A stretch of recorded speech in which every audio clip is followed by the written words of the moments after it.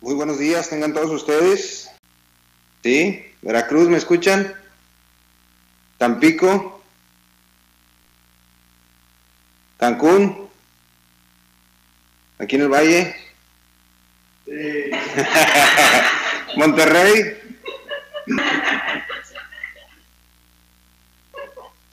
Muy bien, ahí están, muy bien. Pues bienvenidos sean todos ustedes en esta mañana, como siempre. Queremos decirles que están llegando a un lugar donde creemos que la Biblia es la palabra de Dios. También creemos que ser cristiano no tiene nada que ver con una religión. Es decir, lo que ustedes van a escuchar en esta mañana no tiene que ver con una religión, tiene que ver estrictamente con lo que Dios dice en su palabra. Y para eso nos reunimos, para ver qué es lo que Dios tiene que decirnos en esta mañana. Así es que sean ustedes bienvenidos de hoy, ¿verdad? Vamos a orar. Padre Santo, te damos gracias por la oportunidad que nos das de poder compartir tu palabra, de poder estar aquí reunidos en tu nombre y por tu nombre. Y te suplicamos para que seas tú el que nos enseñe en esta mañana, Señor. Queremos escuchar estrictamente lo que tu palabra dice, lo que tú quieres que nosotros conozcamos y sepamos, por lo que te pido para que tú te quedes también conmigo y que tú hables a través de mí, Señor. Y que podamos salir de aquí edificados, animados, entusiasmados y con el firme propósito, Señor, de seguir predicando tu palabra y llevándolo a todos los lugares, Dios. En Cristo Jesús. Amén.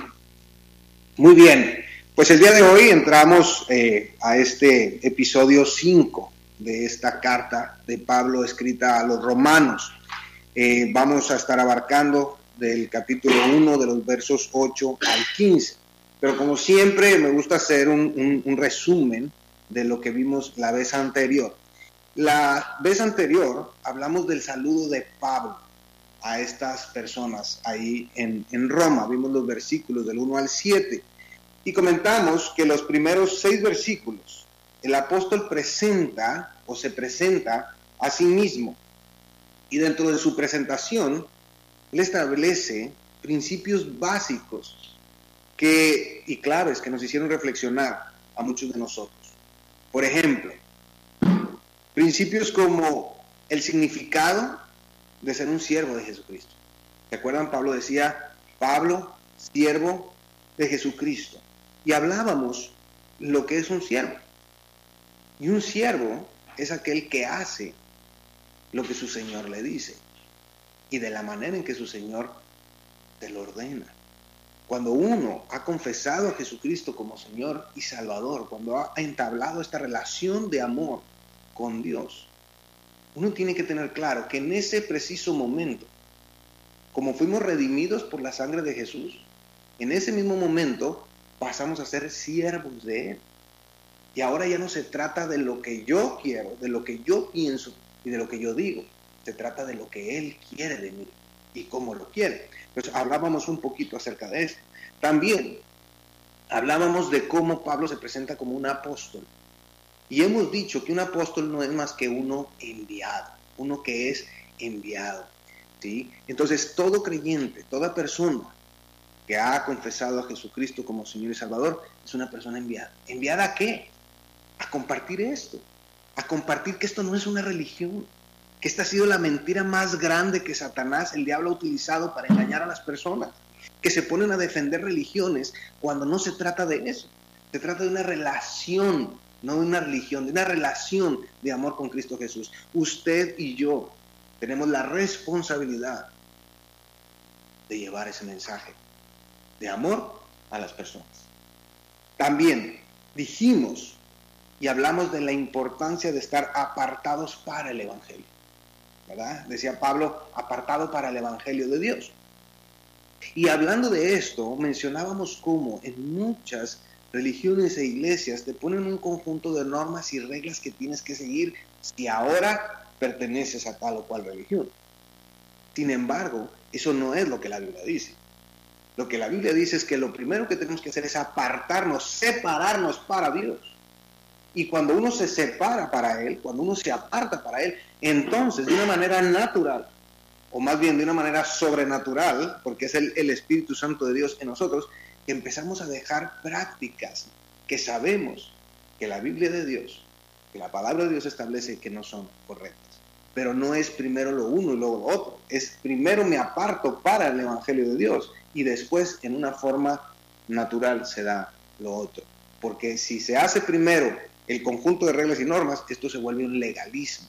Y el legalismo produce carnalidad. Y lo que Dios quiere de cada uno de nosotros es una vida auténtica, que seamos los mismos los que estamos aquí sentados, ¿sí?, escuchando su palabra, que somos los mismos que estamos en una carne asada, que somos los mismos que estamos en nuestro trabajo. Él quiere autenticidad en nuestra vida, ¿sí? También hablamos de que el Evangelio es de Dios. Y eso lo tenemos que entender, no es un evangelio de los hombres.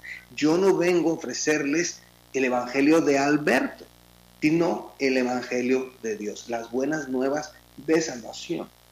También dijimos que trata de Jesucristo, ¿sí? Entonces, si queremos ministrarle a la gente, tenemos que hablarles de Jesucristo, de lo que Él vino a hacer en la cruz por la humanidad y del interés que Él tiene en desarrollar esta relación de amor que hemos dicho. También comentamos que el Evangelio es para salvación y servicio. Es decir, cuando yo confieso a Jesucristo como mi Señor y Salvador, soy salvo. Porque la Biblia establece, ¿salvo de qué? De la muerte eterna. De la muerte eterna. ¿Por qué? Porque por el pecado estamos separados de Dios, es lo que dice la Biblia. Entonces ahora tengo la salvación, tengo la entrada a la presencia de Dios, porque sabemos que uno de los engaños también que se ha tenido es que tienes que ser bueno para alcanzar un cachito de cielo. Eso es mentira. Eso no dice la Biblia. La Biblia dice que tienes que reconocer a Jesucristo como tu Señor y Salvador y entonces tendrás la vida eterna. Pero eso conlleva a un servicio. ¿Cuál? Servirle a Dios. Llevar este mensaje a otras personas. Esa misma salvación que nosotros tenemos que llevarla a otros. El día de hoy en esta porción de la Escritura, podremos ver el corazón de Pablo. Es decir, sus deseos más profundos. Ya hemos dicho que Pablo es el apóstol, es el enviado a los gentiles, no a los judíos, ¿sí?, a la iglesia. Entonces, el interés que despierta en él y que lo motiva a orar y desear estar en Roma, la razón por la cual escribe la carta. Acordémonos de esto. Pablo establece y dice: sed imitadores de mí, así como yo de Cristo. Entonces, ¿por qué queremos ver cuál es el interés de Pablo? Para poderlo imitar. Para que cuando veamos lo que le interesa a Pablo, podamos ver si lo que le interesa a Pablo es lo que me interesa a mí. Porque esa es una de las preguntas que yo tengo. ¿Qué es lo que le interesa a Pablo? Es lo que vamos a ver. Pero, ¿será lo mismo que nos interesa a nosotros? Yo preguntaba en este momento, ¿qué es lo que te interesa? A lo mejor muchos de ustedes ahorita están pensando en la comida, o están pensando en, no sé, en salir de vacaciones, o cambiar su carro, o no sé. ¿Y está mal eso? No, no está mal. Pero el punto es, esa es la prioridad que dice la Biblia. En el desarrollo del tema, veremos el interés de Pablo y podremos contestarnos la pregunta si verdaderamente nos interesa a nosotros lo mismo que le interesaba a él. El punto número 1 que traigo en esta enseñanza es: ¿qué le despierta el interés a Pablo? Y miren, abra su Biblia por favor en Romanos capítulo 1. Muy bien. Dice la palabra de Dios: primeramente, doy gracias a mi Dios mediante Jesucristo con respecto a todos vosotros. Fíjese, de que vuestra fe se divulga por todo el mundo. Miren lo que Pablo dice. Pablo llega a sus oídos que la fe de los hermanos en Roma, de los cristianos en Roma, se está divulgando por todo el mundo. Entonces, en este pasaje podemos apreciar el interés de Pablo por ir a Roma, porque oyó de la obra de los romanos y se divulga su fe por todo el mundo. Divulgar no es más que publicar o extender. Lo que los romanos estaban haciendo era evangelizar, divulgar su fe por todo el mundo. Sin embargo, había otra iglesia que también hacía eso. Pero mire, qué interesante, porque cuando Pablo escucha, sin haber estado ahí, que en Roma hay gente comprometida con Dios y que está llevando ese mensaje de salvación, entonces dice, yo tengo que estar ahí. Yo tengo que estar ahí. Tengo que ir a visitarlos. Y yo recuerdo perfectamente bien cuando iniciamos este grupo aquí en el Valle. ¿Sí? Iniciamos y había un buen grupo de personas. Sin embargo, llegó un momento crucial donde tuvimos que establecer un orden. Y yo siempre lo dije, por una sola persona aquí en el Valle que decida seguir a Jesucristo y aprender más de Él, por una sola persona venimos y trabajamos aquí. Y le damos gloria a Dios de que no fue bueno. ¿Sí? Se empezó con 2 familias, pero de esas 2 familias creció a más familiares. ¿Sí? Le doy gracias a Dios porque ahorita hay un buen número aquí, pero también de aquí se llevó el evangelio ¿a dónde? A Martínez de la Torre, Veracruz. Y ya se está trabajando allá también. Entonces, ese es el principio. Eso es lo que movió a Pablo. Que se divulgaba la fe. Y qué importante es eso. Qué importante es que realmente tengamos la convicción, el deseo de ministrar, de enseñar, de llevar la palabra de Dios a cada rincón. Qué importante es que mis hermanos que se tomaron el tiempo y la molestia ayer sábado de ir a la Clínica 34, cuando es un día que pudieran pasarlo con la familia, deciden dedicarlo a llevar un refrigerio, alimento y sobre todo la enseñanza del Evangelio. ¿Sí? Eso habla del interés que hay en el corazón de las personas. Hubo otra iglesia, como les decía, que también se caracterizó por ello. ¿Por qué? Por divulgar la fe. Y lo encontramos en 1 de Tesalonicenses 1:8. 1 de Tesalonicenses, capítulo 1, verso 8. Dice, porque partiendo de vosotros ha sido divulgada la palabra del Señor, no solo en Macedonia y Acaya, sino que también en todo lugar vuestra fe en Dios se ha extendido, de modo que nosotros no tenemos necesidad de hablar nada. Miren lo que Pablo le está diciendo a la iglesia de Tesalónica.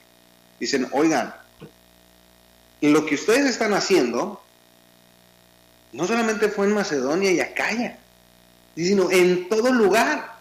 Y con el trabajo que ustedes están haciendo, ahora, pues ya no tiene caso que nosotros lo hagamos. ¿Por qué? Porque ya lo hicieron, están desarrollando muy bien su función. Y de eso se trata, de eso es el discipulado. Enseñar, ministrar cómo se hacen las cosas para que después las personas lo puedan hacer. Entonces, si usted está... El propósito de Dios es que usted después enseñe a otros. De eso se trata. Eso es lo que Pablo le está diciendo. Ahora, ¿cómo es que la iglesia de Tesalónica logró divulgar la palabra del Señor en todo lugar? Bueno, en el versículo 6, en ese mismo pasaje, en el versículo 6 y 7 nos dice, y vosotros vinisteis a ser, ¿qué dice? Imitadores de nosotros y del Señor, recibiendo la palabra en medio de gran tribulación, con gozo del Espíritu Santo, de tal manera que habéis sido ejemplo a todos los de Macedonia y de Acaya que han creído. Lo único que hizo la iglesia de Tesalónica fue lo siguiente: imitar el ejemplo de Pablo y del Señor Jesucristo. Y de esa manera logró divulgar su fe por todos lados. Entonces, lo que estamos esperando de ustedes aquí en el Valle, lo que estamos esperando en Tampico, lo que estamos esperando en Cancún, lo que estamos esperando en Valladolid, lo que estamos esperando en Monterrey, es que ustedes puedan imitar lo que han visto en nosotros. Ese deseo del corazón de enseñarle a más personas, de llevar la palabra a otros lugares, de que se reproduzcan, de que crezcan. De eso se trata. Eso es nuestra oración. Eso es lo que estamos esperando. Por eso, cuando escuchamos planes como el de empezar una reunión de jóvenes aquí en el Valle, pues nos entusiasma mucho, porque esto no es más que ver el fruto de lo que se ha estado sembrando en estos 2 años, ver convicciones firmes en ustedes, gracias a Dios. Pero eso es lo mismo que estamos esperando en los diferentes puntos en los que estamos transmitiendo y que estamos llegando en el discipulado. Eso es lo que queremos hacer. Queremos, como decimos, tenemos espacio para 21 conexiones, queremos tener las 21. Y si pudiéramos, no sé, algún otro software que nos dé oportunidad de llegar a más gente. Para todos ustedes, nomás decirles que, por ejemplo, esto de YouTube, nos van siguiendo en más de 24 países. En Japón están escuchando las enseñanzas que tenemos. Y nos van siguiendo. Aquí no lo sé. Lo único es, hermanos, se está trabajando. Estamos haciendo la obra del Señor Jesucristo. Anímese, motívese, súmese a los proyectos de Dios. Sea usted parte de la historia. Sea usted parte de la historia. Así como leemos estas historias cuando el apóstol Pablo le dice a la iglesia de Tesalónica, esto se dio porque ustedes vinieron a ser imitadores de nosotros. De eso se trata. De eso se trata. De que usted pueda formar parte de esa historia. Y que el evangelio sea propagado en todos los pueblos. La iglesia de Tesalónica imitó al Señor Jesucristo, a Pablo y a su equipo, adoptando la misión que ellos tenían como su misión. Logrando con esto divulgar la palabra del Señor en todo lugar. Y esa es la misión de vida que Dios nos ha dado. ¿Cuál es? Ese es el propósito por el que estamos aquí. A veces de pronto somos un poquito egoístas y pensamos en nosotros, pero no tiene nada que ver con nosotros, tiene que ver con Él. ¿Qué de lo que estoy haciendo glorifica el nombre de Dios? ¿Qué de lo que estoy haciendo verdaderamente trae a las personas para que puedan tener esta relación de amor con Él? Esa persona que no tenga ese encuentro con Jesucristo, la Biblia establece, va al infierno, sea bueno, sea malo. Punto. Se trata de la relación de amor con Jesucristo. ¿Qué estamos haciendo para esto? ¿Sabía usted que siempre estamos imitando a alguien? Generalmente imitamos a las personas que están haciendo lo que nosotros queremos hacer. Pero siempre. El ser humano, por su naturaleza, es imitar a las personas. El único original que ha habido se llama Adán. Después de ahí todos somos copias. ¿Verdad? Siempre estamos imitando. Pero mire lo que estoy diciendo. Es decir, imitamos a las personas que están haciendo lo que nosotros queremos hacer. Entonces esto nos revela por qué nos encontramos haciendo lo que estamos haciendo. Y más revelador aún, nos muestra lo que es nuestro corazón. Tú estás imitando lo que quieres lograr. Y si lo que quieres lograr no es lo que la Biblia dice, entonces Dios no está formando parte de tu vida. Tan sencillo como eso. De pronto nos encontramos imitando artistas. Y unas vidas completamente desordenadas. ¿Verdad? Cuando murió la Jenny Rivera, bueno, tuvo homenajes y homenajes y homenajes y homenajes. Y perdón, pero yo no veo en ella ejemplo de nada. Puros excesos. Puros excesos. Pero tenemos a las mujeres queriendo imitar a igual a la Paquita, la del barrio, ¿verdad? No sé, ¿no? Entonces, el punto es, ¿modelo de qué son? Y tenemos estos grandes ejemplos, como Pablo, como David, como Pedro, como estos hombres, como Carlos Spurgeon, que mencionábamos la vez anterior. Pero a esos no los queremos imitar. A eso no se nos hace interesante. ¿Por qué? Muy sencillo. Porque no es de nuestro interés. No es lo que nos interesa. Porque porque estamos pensando en nosotros, sino en Él, en su obra.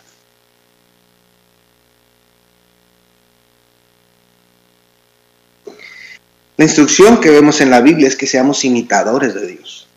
Pablo es un ejemplo de eso. Incluso Pablo en Filipenses 3:17, se lo leo. Pablo les decía a los filipenses: hermanos, sed imitadores de mí y mirad a los que así se conducen según el ejemplo que tenéis en nosotros. ¿Qué está diciendo Pablo? Imítenme a mí y a los que así se conducen. ¿Cómo? Conforme a la Biblia. Pero hermanos, es triste en este tiempo que ven como pastor. Les puedo decir que de pronto me da tristeza que la gente desee imitar a personas que viven diferente a lo que la palabra de Dios establece, y que las personas que estamos entregando nuestra vida al Señor no tenemos peso. ¿Cómo? ¿Por qué? De pronto se le da más credibilidad a la persona que a lo mejor sí es cristiana, pero ni siquiera está aplicando la Biblia a su vida, o que está tomando decisiones en su carne. ¿Por qué? ¿Eso es triste? Y yo creo que a lo mejor era una frustración de Pablo, y por eso también lo externaba, ¿verdad? Y lo decía repetidas veces: sed imitadores de mí, porque probablemente llegaba a Corinto y veía que era una iglesia completamente carnal, ¿me explico? Que vivía y tenían ahí a un adúltero que estaba teniendo relaciones sexuales con la mujer de su padre, su hijo, y válgame, era todo un problema. Decía: a ver, ¿qué está pasando? ¿En qué momento los perdimos? Y por eso Pablo establecía ahí en Corintios: sed imitadores de mí, no sigas esos ejemplos. Ese es el principio. ¿Pero qué muestra? Muestra lo que hay en nosotros. ¿A quién estás imitando? ¿Cómo quién quieres ser? ¿A quién admiras? Y dime si esa persona que tú admiras y esa persona con la que te identificas y quieres llegar a ser, dime si es un hombre de Dios o si es una mujer de Dios. Bueno, son preguntas para reflexionar. ¿Cuál fue el resultado de ese interés de Pablo? Bueno, en el versículo 9 de Romanos 1:9, dice Pablo: porque testigo me es Dios, a quien sirvo en mi espíritu en el evangelio de su Hijo, de que sin cesar hago mención de vosotros siempre en mis oraciones. Entonces, mire, la primera reacción de Pablo, cuando se dio cuenta de lo que estaba ocurriendo en Roma, del evangelismo que estaba tomando lugar, lo que hizo fue doblar rodilla, ponerse a orar sin cesar, siempre. Interesante. El domingo pasado, en la enseñanza, veíamos cómo esta mujer suplicaba para que su hija fuera liberada de este demonio. Y se nos desafiaba con la pregunta: ¿cuánto estás orando por tus hijos? A lo mejor no tienes un problema de estos, como el de la mujer esta endemoniada, pero a lo mejor estás pasando por otros problemas. A lo mejor el problema es que ni siquiera hay un interés en las cosas de Dios. ¿Cuánto estás orando y rogándole al Padre para que toque el corazón de tu hija? Para que voltee a ver y se dé cuenta de la necesidad que tiene de una relación de amor con Cristo. Eso habla de la oración. Pablo era lo que hacía.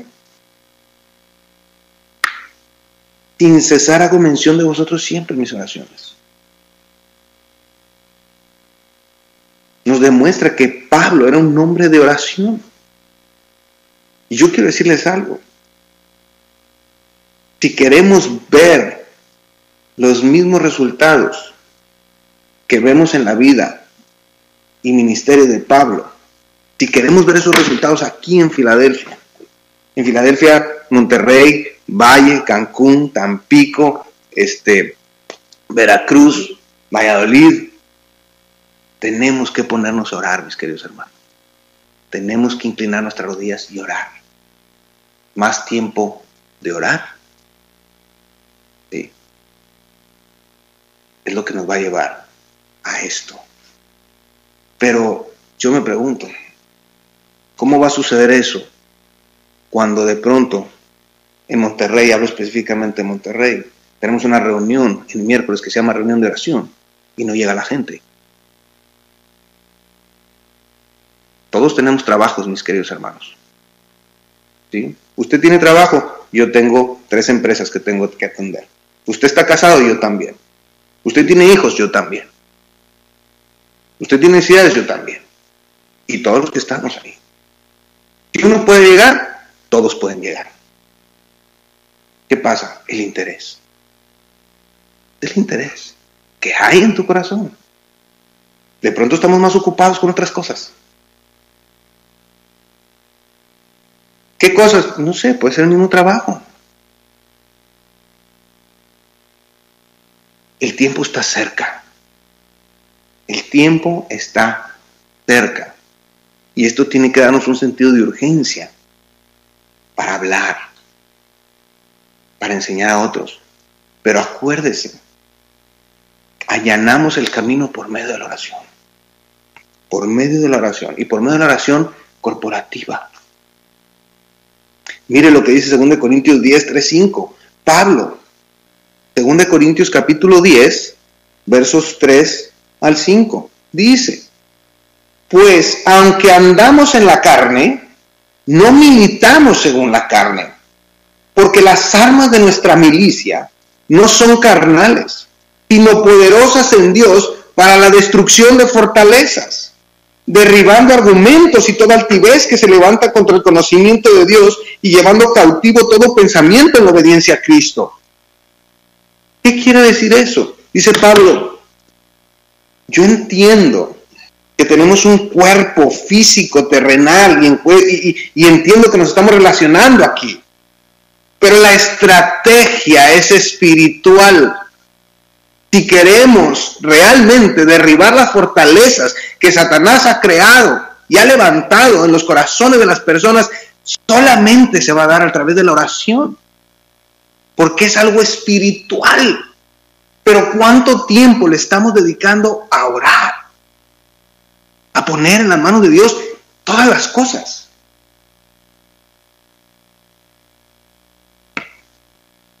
Un creyente será tan fuerte como lo sea su vida de oración. Tan fácil como eso. Usted va a poder soportar los embates del enemigo en la medida en la que usted pase tiempo orando. Porque los ataques van a venir. Punto.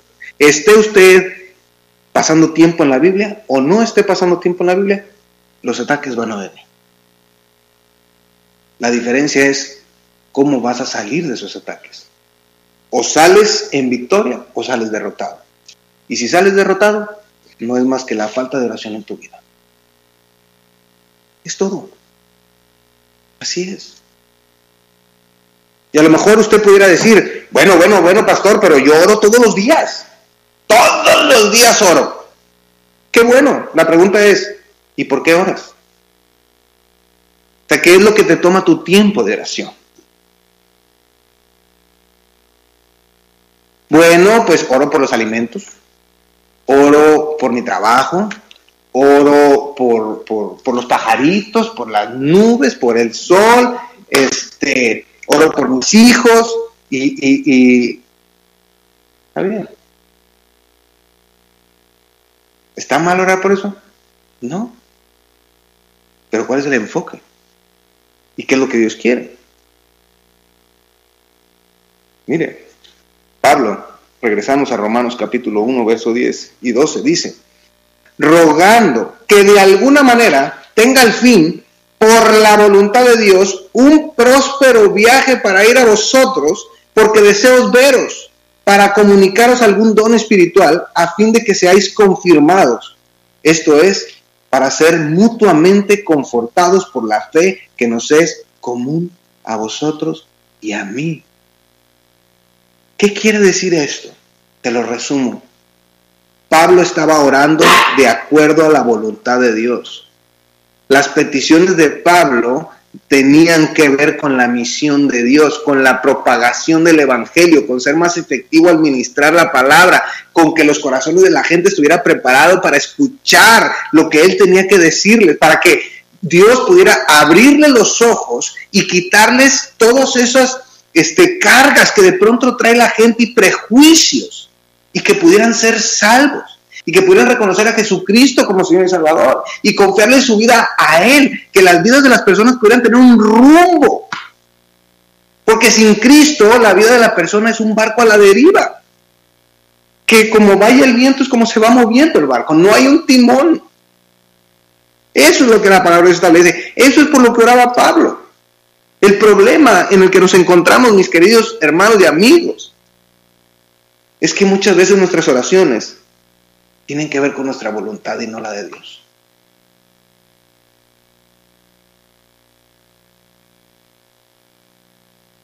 Muchas veces usamos la oración para decirle a Dios cómo tiene que hacer las cosas, cómo me tiene que bendecir, cómo quiero que se hagan mis planes. Y no oramos, buscando que sus planes se lleven a cabo. Aquí hay 3 principios importantes con respecto a la oración. Lo primero que tenemos que entender es lo siguiente, y esto es clave. Si usted está tomando nota, tome, por favor, nota de estas 3 cosas. La oración es para traer la voluntad de Dios del cielo a la tierra. Fíjese lo que estoy diciendo. La oración es para traer la voluntad de Dios del cielo a la tierra. Hay un pasaje que estoy seguro que todos conocen. ¿Por qué? Porque se ha enseñado como el Padre Nuestro. ¿Sí? Y es tan repetido pero tan mal entendido. ¿Por qué? Mire, Jesucristo les estaba enseñando a orar a sus discípulos. Y cuando decía enseñarles a orar, no les estaba diciendo que tenían que repetir las palabras que él estaba diciendo, sino que pudieran entender lo que era una oración balanceada. Mire, voy a leer Mateo 6:9. Jesucristo dice: vosotros pues oraréis así: Padre nuestro que estás en los cielos, santificado sea tu nombre. Primer puntito, el nombre de Dios va a ser santificado cuando usted le dé la gloria a Dios en su vida. Entonces, ¿de qué le sirve repetir y repetir y repetir santificado sea tu nombre si tu vida no le da la gloria a Él? Primer punto. Ese no venía aquí, pero ya Dios lo puso en mi corazón y ya se los pasé. No, el que quiere llegar es a este. Versículo 10. Venga tu reino. Y aquí está la palabra clave. Hágase tu voluntad, como en el cielo, así también en la tierra. ¿Qué es lo que Jesucristo está diciendo? Señores, ustedes se quieren enseñar a orar, oren bien. Y la manera de orar bien es pedirle que la voluntad de Dios del cielo descienda a la tierra. De eso se trata. Así tienen que ser nuestras oraciones. Así tienen que ser nuestras oraciones. La incongruencia es que nuestras oraciones son exactamente al revés. ¿Sí? Queremos que nuestra voluntad se haga en la tierra y se haga en el cielo, la nuestra. Al revés. ¿Por qué? Porque queremos que Dios haga las cosas como nosotros queremos, aquí. Y tú allá, haz lo que tengas que hacer para que eso pase aquí. Eso es un error. Eso es antibíblico. Por eso de pronto esas oraciones que hemos dicho, ¿verdad? Que llegan ya en el nombre de Jesús te declaro sano, tú estás sano, ya no, el poder de Satanás no tiene sobre ti, no sé qué, no sé qué. Y si la voluntad de Dios en el cielo era que esa persona enfermara, porque a raíz de esa enfermedad muchas personas iban a venir al conocimiento de Jesucristo, pero ahí cambiamos la oración. Ahora creemos que si algo que nosotros decimos en la tierra y que en el cielo se sujete. Eso no va a pasar. Y por eso nuestras oraciones no son contestadas. De pronto coincide que esa es la voluntad de Dios, que la persona sea sana. ¿Sí? Pero eso coincidió. No tenía que ver conmigo, tenía que ver con Él. Pero así también, de pronto nuestras oraciones tienen que ver con mis negocios, con mis asuntos, con mis problemas, y la obra de Dios ni me interesa porque ni siquiera me paro un miércoles a hablar. Pero contéstame, Señor, porque traigo muchas necesidades y tengo muchas cosas que hacer y quiero que me saques adelante.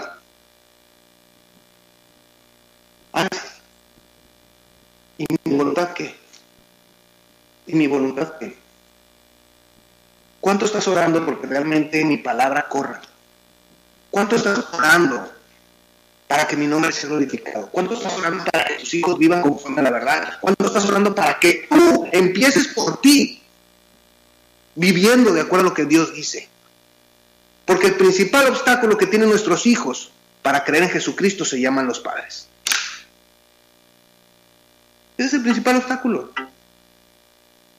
Porque lo más natural es que te digan, uy, sí, qué padre, ¿por qué no lo vives?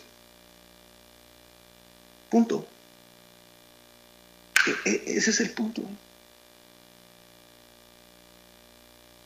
Pero cuando nosotros lo estamos viviendo, cuando nosotros estamos orando conforme a la voluntad de Dios, déjeme le digo una cosa, ni siquiera tenemos que poner nuestras peticiones personales porque Dios ya las conoce y ya las sabe y las va a contestar.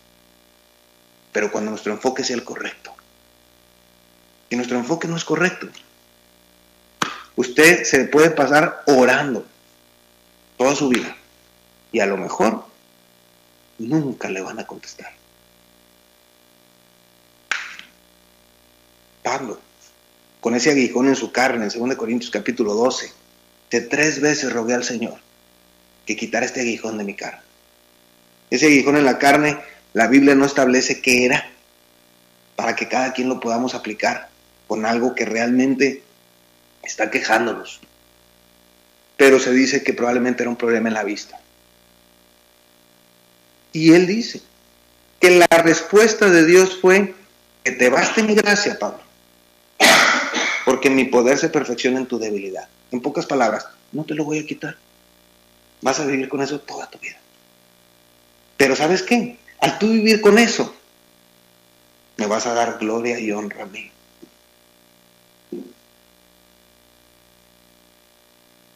Ahí está la voluntad de Dios. Otro principio importante de la oración es que la oración es una disciplina espiritual. Sabemos lo que Pablo dice en 1 Tesalonicenses 5:17. Orad sin cesar. Si usted no se ha aprendido ningún versículo de la Biblia, este es uno bueno. Orad sin cesar. Eso es todo lo que dice. Entonces ya se aprendió uno, ¿ok? Orad sin cesar. ¿De qué nos habla? Nos habla de una oración constante, permanente, conforme a la voluntad de Dios. La oración, al igual que la relación personal, es un hábito que de principio cuesta trabajo. O sea, llevar tu diario espiritual cuesta trabajo porque tienes que ser disciplinado, dedicarle tiempo. No nada más es, déjame ver qué leo. No, hay que pasar tiempo con Dios ahí y entender la instrucción que Dios te está dando. La oración es igual, pero cuando esta forma parte de nuestra vida, es toda una bendición. Cuando la oración ya forma un hábito en nuestra vida y estamos orando constantemente, entonces esto se torna en una bendición. Otro punto importante es que la oración es contestada y ahí viene la clave. Si usted ha tenido oraciones que no han sido contestadas, mire lo que dice aquí.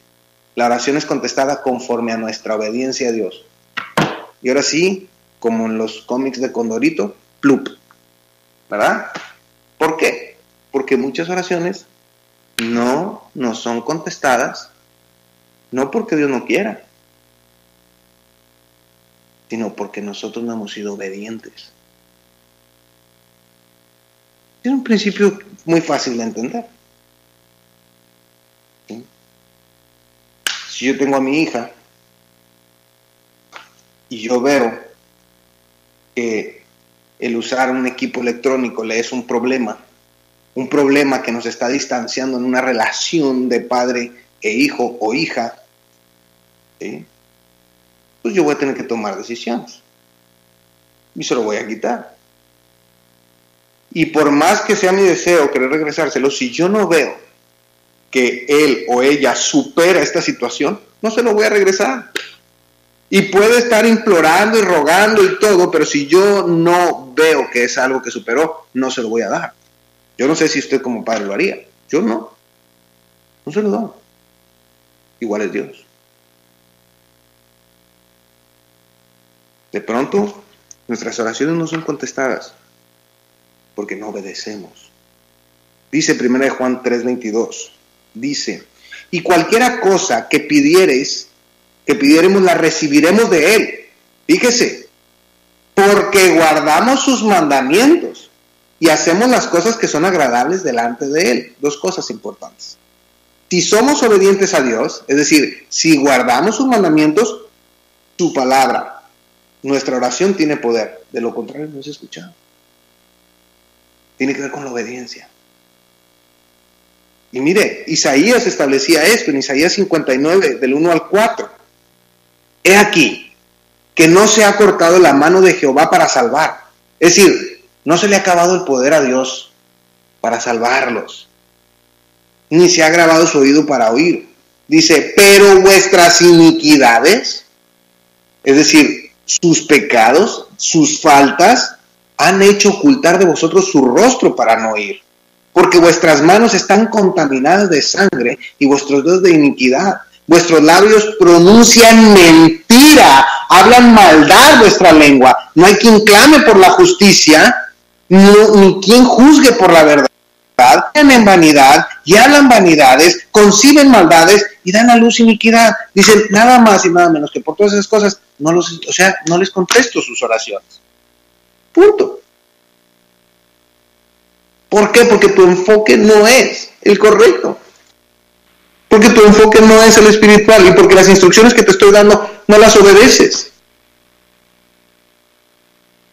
Tú no me escuchas, yo no te escucho.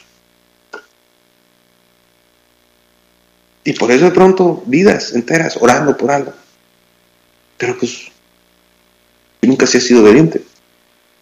Cuando veía esto, entonces entendía de pronto por qué algunas ocasiones dicen, pero ora tú, pastor, porque a ti Dios sí te escucha.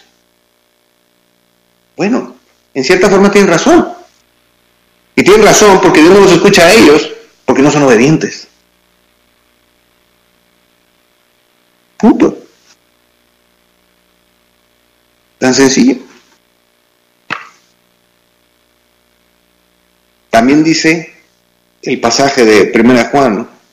Dice, y hacemos las cosas que son agradables delante de Él. Hacer las cosas que son agradables delante de Él no es otra cosa más que hacer su voluntad, la de Dios, no la mía, no la de Alberta, la de Dios.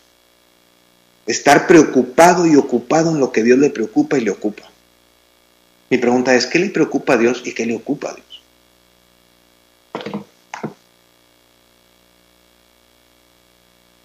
Lo que le preocupa a Dios es que todas las personas vengan al conocimiento de la verdad. Es decir, que todas las personas puedan ser salvas.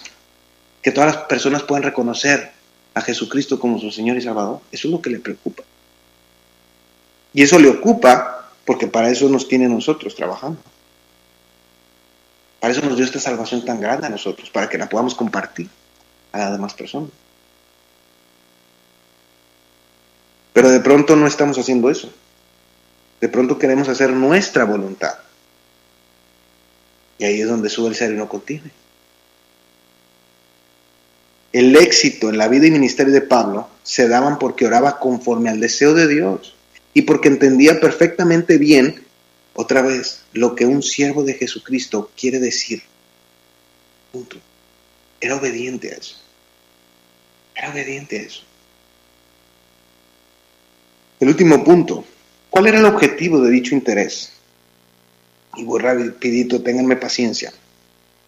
Dice Romanos 1:13 al 15. Dice, pero no quiero, hermanos, que ignoréis que muchas veces me he propuesto ir a vosotros, pero hasta ahora he sido estorbado, para tener también entre vosotros algún fruto, como entre los demás gentiles, a griegos y a no griegos, a sabios y a no sabios, soy deudor.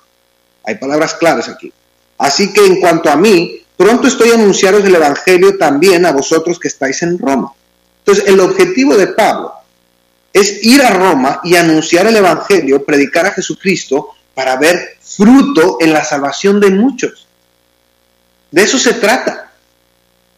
Ojo, no se trata, ¿sí?, para todos los que están en los grupos de crecimiento, para todos los que están de responsables, no se trata de ver la cantidad de gente. Se trata de ver la calidad de la gente. Se trata de ver a Cristo reflejado en sus vidas. Y eso es un proceso que dura toda la vida. Porque para llenar gente, delante de Dios les digo, ese no es el problema. Armamos un buen espectáculo, delante de Dios se los digo, y cuando quieran hacemos la prueba. Armamos un buen espectáculo y les garantizo que usted va a llegar a un lugar lleno. El punto es, ¿qué es a lo que Dios nos mandó? Nos mandó a edificar la iglesia. Nos mandó a retar, a desafiar, a confrontar. Nosotros mismos. Oiga, cuando predicamos, primero nos estamos predicando nosotros, los pastores. ¿Sí? Entonces, cuando usted sienta que de pronto las pedradas están fuertes, primero nos las estamos diciendo a nosotros. Ya nos apedrearon el rancho, primero nosotros. ¿Sí? O sea, nosotros somos parte de todo.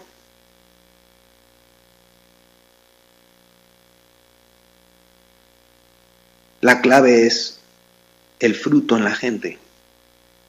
Eso es lo que Pablo quería ver. Sí, estoy escuchando que está pasando todo esto, pero quiero ver realmente cuánto de eso sí es fruto de Dios. Ese fruto que permanece. Ese fruto que se multiplica. No ese fruto que llega el domingo y ocupa una silla y no pasa nada en su vida. Que sigue siendo la misma que antes que llegara a ese lugar. Punto. La clave está en hacer discípulos, mis queridos hermanos y amigos. Por eso, si usted nos está discipulando, tiene que empezar ese proceso de crecimiento espiritual. La clave está en el discipulado, en la transmisión de vida, uno a uno.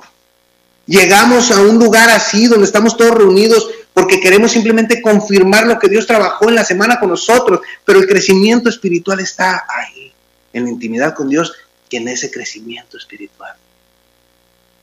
No en reuniones llenas de gente.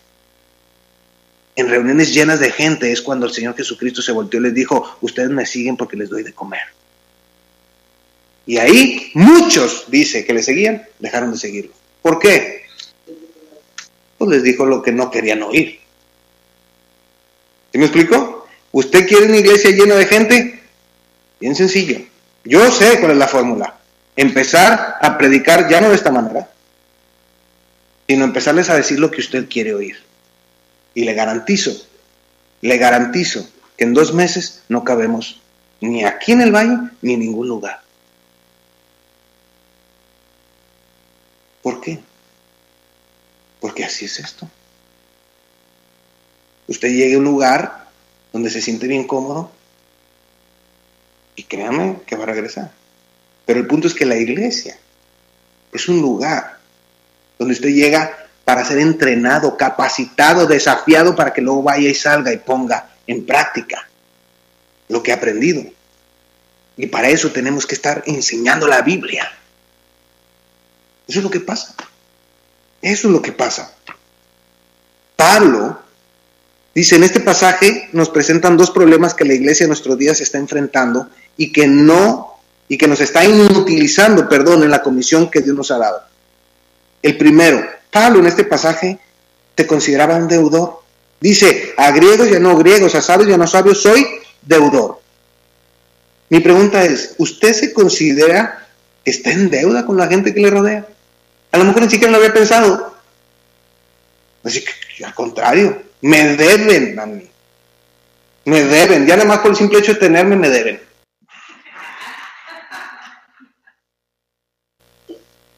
No. Lamentablemente hoy en día, lejos de pensar como Pablo, todo el enfoque es mi comodidad, mi horario, mi proyecto de vida, mi trabajo, mi negocio, mi familia, mis intereses, lo que yo quiero. ¿Sí? Entonces, nada que ver con considerarnos deudores de la gente. Y esta es la razón por la que no hablamos de Cristo, la gente que nos rodea. Porque no nos consideramos deudores de Dios, ni mucho menos de la gente. O sea, creemos que era una obligación de Dios venir a morir en la cruz, ahí con Jesucristo y darme la vida eterna. Esa es tu obligación, tú eres Dios. No era su obligación. Sin embargo, lo hizo. Y eso nos debe de poner en una situación de considerarnos deudores. Pablo también estaba pronto, dice el pasaje. Así que en cuanto a mí, pronto estoy a anunciarnos del Evangelio.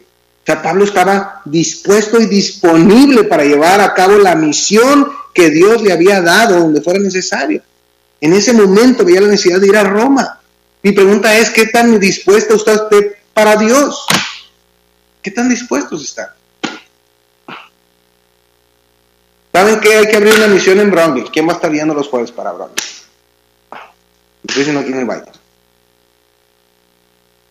No, te las voy a poner diferentes.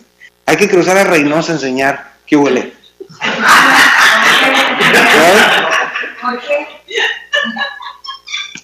¿Ah? ¿A quién mandamos primero? A los dos. Bueno, lo que quiero decirles es lo siguiente, mis queridos hermanos y amigos, tenemos que tener esa disponibilidad delante de Dios, de decir, Señor, a donde tú me mandes. Ya está lista una familia para irse a Valladolid. Va a cambiar todo su vida. Todo. Porque aunque estamos en el mismo país, hay situaciones que son diferentes. Se vive de una manera diferente. El trabajo con la gente va a ser trabajar con gente diferente. Gloria a Dios. Y bueno, eso no es más que el fruto de lo que Dios está haciendo en la vida de las personas. Mi pregunta es, ¿usted está dispuesto a trasladarse de donde usted vive a la reunión de la iglesia? ¿O ni siquiera tiene esa disponibilidad? No habrá un sentido de urgencia en nosotros por propagar el Evangelio si primeramente no entendemos que no nos pertenecemos a nosotros mismos. ¿Sí? Entonces, si no entendemos que le pertenecemos a Dios, ¿cómo? 1 Corintios 6, 19 y 20 dice, ¿o ignoráis que vuestro cuerpo es templo del Espíritu Santo, el cual está en vosotros, el cual tenéis de Dios, y que no sois vuestros? Fíjese el versículo 20, porque habéis sido comprados por precio. Fuimos comprados, ya no nos pertenecemos a nosotros. Glorificad pues a Dios en vuestro cuerpo y vuestro espíritu, los cuales son de Dios. Nuestro cuerpo y nuestro espíritu le pertenecen a Dios. Tenemos un sello que dice Espíritu Santo, santificado, apartado para Dios. Aunque usted no lo vea, la Biblia dice que lo tenemos. La Biblia da testimonio de eso. Entonces usted ya no se pertenece. Usted le pertenece a Dios. Y yo le pertenezco a Dios. Y por lo tanto tenemos que hacer lo que Dios quiere, no lo que usted quiere, ni lo que yo quiero. Punto. ¿Qué dice la Biblia con respecto a mi matrimonio? ¿Qué dice la Biblia con respecto a mis hijos? ¿Qué dice la Biblia con respecto a mi trabajo? ¿Qué dice la Biblia con respecto a mi manera de vivir? ¿Qué dice la Biblia con respecto a mis malos hábitos? Entonces yo tengo que cambiar y decir, esto es lo que dice la Biblia, esto es lo que tengo que hacer. Punto. El problema es que no hay ese entendimiento. No nos sentimos así. Pero el que no se sienta no quiere decir que no sea. Dios nos compró con su propia sangre, por lo que estamos en deuda con Él. Además, tenemos una deuda moral con las personas que no tienen la salvación de Jesucristo. Es una deuda moral. Les voy a poner un ejemplo que estoy seguro que nos ayudará a entender esta deuda moral que tenemos con la gente. Imagínese usted, estamos a la orilla de la playa, estamos aquí en la Isla del Padre, o allá en Cancún, pues bueno, ahí están, ¿verdad? Bien padre, en Playa del Carmen, Valladolid, Veracruz también. Pero aquí estamos en la isla. Y resulta que nosotros estamos afuera de la playa. Pero desde nuestra perspectiva, vemos la aleta de un tiburón a lo lejos, que se va acercando hacia la gente. Es un tiburón blanco. ¿Qué película de tiburón ni qué nada? No, este está más grande. Y lo estamos viendo. Y nos pone la música.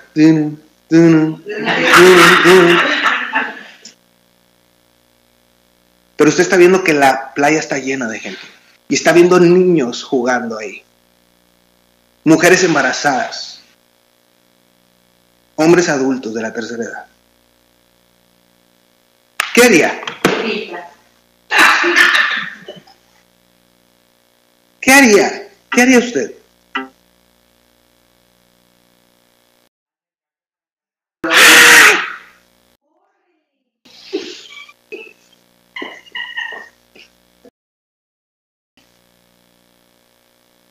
Oh, ay, aquí está mi esposa. Amor, hay un tiburón en la playa. Vámonos para no ver todo el sangrero que va a haber aquí.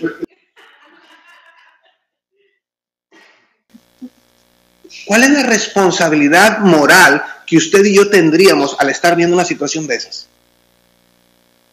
Yo le garantizo que si usted viera eso y usted no grita y no le dice a la gente, no vuelve a dormir en su vida.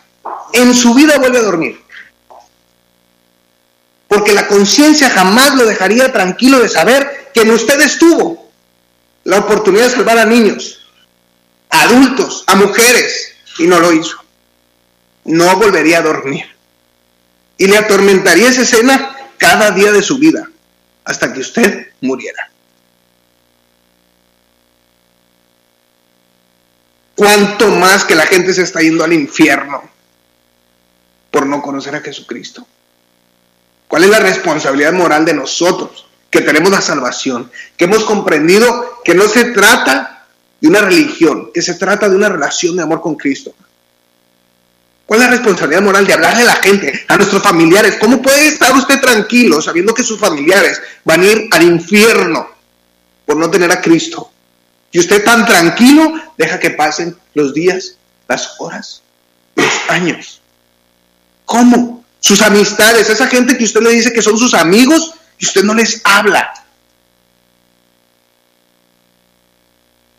¿Cómo puede estar usted tranquilo? Porque no se entiende la magnitud de lo que estamos hablando. No se entiende de la trascendencia que esto tiene, que es una trascendencia eterna. Usted y yo debemos estar prontos para anunciar el Evangelio a todas las personas, porque tenemos una deuda moral con ellos. Porque es nuestra responsabilidad gritarles, ¡hey, te vas a ir al infierno! ¡Cuidado! Mira, Cristo vino a morir en la cruz por tus pecados. Hoy es el día de salvación para ti. Tómalo, acéptalo. ¿Estás loco? Ese es tu problema. Yo ya te dije, si el tiburón viene y te devora, no me digas que yo no te avisé. Yo te avisé y te dije que esto era cierto. Punto. Pero usted va a poder dormir tranquilo. Y va a poder darle cuentas a su Creador. Decirle, Señor, yo le dije a toda la gente que tenía que decirle. Yo se los dije. Ellos no quisieron creer, pero yo se los dije. Ese es el principio. Ustedes están aquí, ustedes están ahí, porque Dios tiene un propósito para su vida. No es casualidad que el día de hoy usted esté escuchando esta enseñanza. No es casualidad. Tenemos una responsabilidad moral con la gente que nos rodea. No podemos dormir tranquilos sabiendo que la gente se está muriendo sin Cristo. No se puede. No se puede. Quiero terminar diciéndoles lo siguiente. Perdón. El interés de Pablo era la misión de Dios. Divulgar el Evangelio de Cristo. Cuando él vio lo que Dios estaba haciendo en Roma, comenzó a orar sin cesar. Siempre. Porque buscaba visitarlos para hacer lo mismo, predicar a Jesucristo y buscar el fruto, saber qué de lo que está ahí es verdadero y qué no.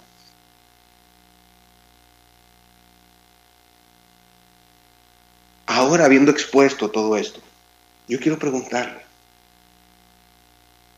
¿le interesa a usted lo mismo que le interesaba a Pablo? ¿O ni por asomo? Es la primera pregunta. Ya vimos lo que le interesaba a Pablo, ya vimos lo que hacía. Mi pregunta es, ¿a usted también le interesa eso? Sí, qué bueno, gracias a Dios. Necesitamos más gente así. Y si no, acuérdense, Dios es un Dios de segundas, de terceras y de cuartas oportunidades. Si no es ese nuestro interés, mi pregunta para usted en esta mañana, esta tarde es, ¿qué va a hacer? ¿Qué va a hacer? Porque déjenme le digo una cosa. Yo delante de Dios, como esa situación de la playa, yo ya vine y alerté. Yo ya les grité, yo ya dije, abran sus ojos, esto es así, este tiene que ser el enfoque, miren, por esto no pasan las cosas, porque no estamos orando conforme a la voluntad de Dios, porque tu interés y tu enfoque no es el de Dios, por eso no se contestan tus oraciones. Y le dije, pero usted, ¿qué va a hacer? ¿Tomará cartas en el asunto? ¿O se quedará expectante viendo cómo el tiburón se va devorando a la gente en la playa? Cada grito de niño, de niña, de mujeres, de hombres, que escuche y que usted no le alertó, pero Dios lo va a hacer responsable. Porque Dios nos va a decir, para eso te puse, Alberto, para que predicaras mi palabra, para que enseñaras la verdad, para eso, para que apercibieras a la gente qué es lo correcto, qué dice la Biblia, para que abrieras los ojos de la gente, que la gente pudiera ver, no es una religión, es una relación de amor, es una forma de vivir. Para eso te puse. No te puse para que empezaras a decirle a la gente lo que quería oír. No te voy a calificar porque tienes 1000 personas en tu reunión. Te voy a calificar por cuántas de esas personas que tienes en tu reunión viven conforme de acuerdo a la Biblia. Eso sí, empezando por tu esposo y por tus hijos. Esa es la responsabilidad que tenemos. Hermanos, con mucho amor y respeto he enseñado esta mañana. Buscando que sea el Espíritu de Dios el que toque su corazón, el que le haga ver y entender la urgencia que tenemos de que las personas conozcan de Cristo. Pero ahora la estafeta ya se les pasó. Ya usted y Dios arreglen cuentas. Usted y Dios pónganse de acuerdo qué van a hacer. De lo demás, ya yo no puedo hacer más. Yo estoy haciendo lo que me toca hacer. Y creo que me falta. Y creo que tengo que seguir. Pero ¿qué está haciendo usted? ¿Qué está haciendo usted? La gente se está muriendo sin Cristo. ¿Qué va a hacer usted? Vamos a orar.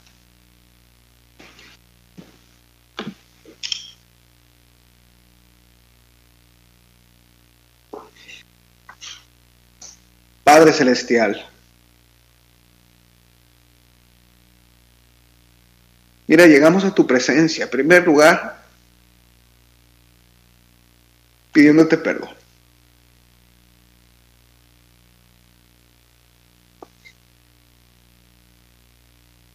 Pidiéndote perdón porque de pronto nos encontramos con que lo que nos interesa a nosotros no tiene nada que ver con lo que te interesa a ti. Perdónanos, Dios. Perdónanos por ser tan ingratos. Sin embargo, Padre, apelando a tu misericordia, a tu amor, a tu gracia, te queremos decir en esta tarde, ayúdanos. Ayúdanos a que tu enfoque sea nuestro enfoque. A lo que te preocupa a ti, nos preocupe a nosotros. A lo que te ocupa a ti, nos ocupe a nosotros. A trabajar en un mismo sentir. A estar todos enfocados en evangelizar y discipular. Señor, esto es mucho trabajo, lo reconozco, es cierto, pero es a lo que nos has llamado. Esta es nuestra razón de vivir. Señor, bendice cada ciudad en la que estamos exponiendo tu palabra.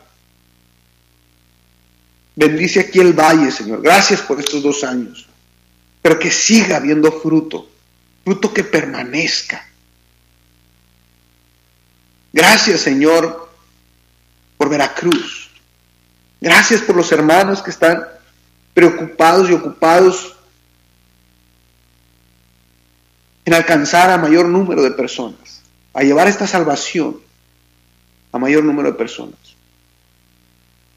Gracias por Cancún, por mis hermanos que están allá. Gracias por sus vidas, porque tú estás trabajando, Señor. Ayúdales en esto de la propagación de tu evangelio, Padre. Bendice todas las reuniones que ellos tienen con personas a las que le están compartiendo. Tampico, Señor. Gracias por la vida de mis hermanos allá. Ayúdales, mi Dios, a impactar la vida de la gente que les rodea. Y que puedan alcanzar a personas y que puedan ser discípulos de tu Hijo Jesucristo, Señor. Valladolid, este trabajo que se está haciendo con los mayas. Gracias, Señor, por la vida de estos hermanos mayas que están traduciendo el discipulado. Gracias, Señor, por esta clínica, este centro médico San Lucas, que nos da la oportunidad de colaborar en conjunto con ellos para evangelizar y discipular, Señor. Sigue bendiciendo a la familia que va a ir allá. Pon tú todas las cosas para que esta transición se pueda dar de la mejor forma. Señor, rogamos por aquellas personas que han de creer por la palabra de nosotros. Así oraba tu Hijo Jesucristo en Juan 17. Pues oramos por todas esas personas que van a creer por lo que nosotros vamos a compartirles, por el ejemplo que van a ver en nosotros. Te rogamos por cada grupo de crecimiento, por cada hermano, por cada hermana, por cada joven que está trabajando y que está entregando su vida a ti, Señor. Bendice y prospera poderosamente la vida de cada uno, Señor. Y trae fruto que sobreabunde, Padre. Gente entregada a tu misión, Dios. Gente entregada a la sujeción a tu palabra, Señor. Porque no solamente basta la actitud. También se requiere hacer las cosas como tu palabra dice. No como cada quien quiera o se le pegue la gana, Señor. Ayúdanos a seguir creciendo, a seguir avanzando. A que este domingo sea un domingo de victoria donde hemos tomado decisiones delante de ti. Esto es muy personal. Yo quiero invitarte a que te comprometas delante de Dios. Y si esta es tu oración de compromiso, donde estás buscando que el interés de Dios sea tu interés, y es de corazón, yo te invito a que te pongas de pie en tu lugar. Cada vez que se predica la palabra es una oportunidad de comprometernos con el Señor. Y este es un buen día para hacerlo. Que tú trabajes a través de nosotros. A lo mejor tu decisión empieza por confesar a Jesucristo como Señor y Salvador. Hoy es la oportunidad. No lo dejes de hacer. Es algo personal, es algo muy íntimo, que se verá reflejado en tu vida. Si es una decisión genuina, habrá un deseo en ti de crecer, de conocer más de tu palabra, de involucrarte, de participar. Ese es el deseo que Dios pondrá en tu corazón. Si fue una decisión genuina. Y esta es tu oportunidad. Gracias, Padre. Gracias. Porque tú estás levantando hombres y mujeres, jóvenes, jovencitos, con el deseo de servirte. Pues para tu honra y para tu gloria lo hacemos, mi Dios. Empieza, Señor, a trabajar por mí como responsable principal de esta obra, Señor. Cumple tus propósitos en mi vida. Ayúdame, Señor, a que tus intereses sean mis intereses. Ayúdame, Señor, y redobla los esfuerzos en mí para seguir con esto que nos has encargado, Señor. Y para ser un ejemplo, mi Dios, para la congregación. Empieza por mí, Padre. En Cristo Jesús. Ponemos todo esto en tus manos. Amén.